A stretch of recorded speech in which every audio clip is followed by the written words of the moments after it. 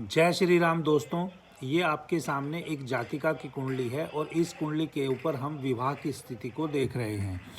अब किसी भी जातक की कुंडली में अगर विवाह की स्थिति को देखना चाहिए तो आपको सप्तम भाव देखना चाहिए।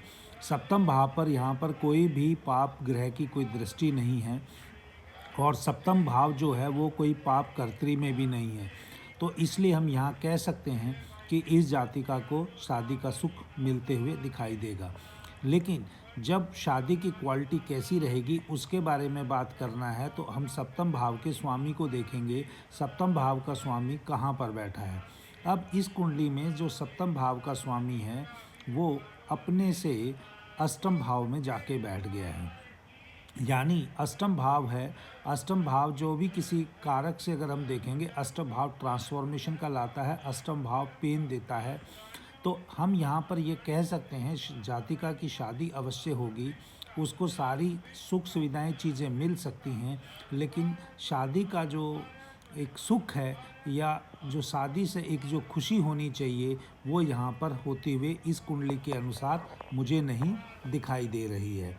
देखिए, अलग अलग जातक अलग अलग तरीके से बातें करते हैं, लेकिन ज्योतिष का जो नियम है वो ज्योतिष का नियम यही कहता है कि भाव और भाव का जो लग्नेश है वो करता है। अगर वो पीड़ित है तो वो अगर वो अच्छी जगह पर भी नहीं बैठा हुआ है तो आपको वो कष्ट देता हुआ दिखाई देगा।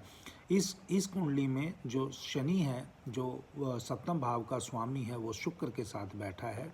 शुक्र सुख सुविधा वैभव दे सकता है, गुरु उसको ब्लेसिंग भी दे रहा है। लेकिन वो जिस भाव में बैठा है, वैदिक एस्ट्रोलॉजी में हमेशा भाव बहुत महत्वपूर्ण होता है। जैसे भृगुनंदी नाड़ी में ग्रह के कारक तत्व से प्रिडिक्शन दी जाती है, वैसे ही वैदिक एस्ट्रोलॉजी में भाव, यानी शादी के लिए जब हम बात कर रहे हैं तो सप्तम भाव को लेंगे।